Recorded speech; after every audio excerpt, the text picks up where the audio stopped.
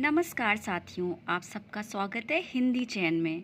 I hope आप सबकी तैयारी बहुत अच्छी चल रही होगी। आइए हम लोग अपनी तैयारी में एक स्टेप और आगे बढ़ाते हैं। ठीक है, हम लोग पढ़ रहे थे हिंदी साहित्य के इतिहास ग्रंथ, जिसमें हमने गारसा दातासी और क्या नाम है गियर्सन के ग्रंथ पढ़ लिए थे। अब कुछ ग्रंथ और हैं जो बहुत ही इम्पॉर्टेंट हैं। जैसे आपने ये इस ग्रंथ का नाम सुना होगा, शिव सिंह सरोज। देखिए, सरोज लग रहा है नाम, लेकिन ये है ग्रंथ। समझ रहे हैं आप? शिव सिंह सरोज ग्रंथ है जिसको लिखा किसने है? शिव सिंह सेंगर ने। ये लेखक का नाम है और ये ग्रंथ का नाम है। ये सरोज देख करके आप कंफ्यूज नहीं होंगे। ठीक है, शिव सिंह सेंगर ने लिखा है ये शिव सिंह सरोज ग्रंथ। किस सन में लिखा हुआ है?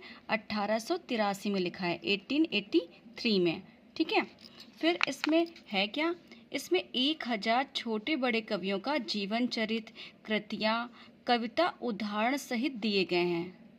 और इसकी मेन बात क्या है? जैसे हम लोगों ने भी गारसा दातासी और गियर्सन का पढ़ा था कि उसका किसी ने अनुवाद किया है ना, यह अनुवादित नहीं है, इसका कोई अनुवाद नहीं किया गया है। और ये किस भाषा में है? ये हमारा हिंदी भाषा में है। अब देखिए सेकंड ग्रंथ कौन सा है हमारा? मिश्र बंधु विनोद। मिश्र बंधु विनोद, जिसे मिश्र बंधुओं ने लिखा है। अब ये लिखा हुआ है कि मिश्र बंधु में तो इसमें कौन कौन से लोग हैं? तो इसमें 3 लेखक हैं। कौन कौन से? गणेश बिहारी मिश्र, श्याम बिहारी मिश्र और शुकदेव बिहारी मिश्र। इस पे क्वेश्चन बनते हैं। आपको ये दे देंगे कि इसमें मिश्र बंधु कौन नहीं है।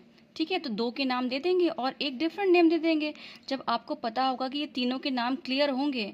और देखिए ऐसे भी देते हैं, जैसे गणेश दे दिया, गणेश नाम आगे दे देंगे, गणेश बिहारी शुक्ला दे दिया, या फिर श्याम बिहारी शर्मा दे दिया। तो पूरा पूरा आपको नाम क्लियर होना चाहिए, पूरा पूरा कि श्याम बिहारी मिश्र हैं। ठीक है, कंफ्यूज करने के लिए वो आधा पोर्शन तो सही देंगे, लेकिन लास्ट का पोर्शन चेंज कर देते हैं। अब यहाँ पे देखिए ये कितने भागों में? ये 4 भागों में। यहीं से क्वेश्चन बनता है कि मिश्र बंधु विनोद कितने भागों में है? तो 4 भाग में है। ये क्वेश्चन आया हुआ है। अब इसमें से 1 से 3 जो भाग है उसका प्रकाशन 1913 ईस्वी में हो गया था।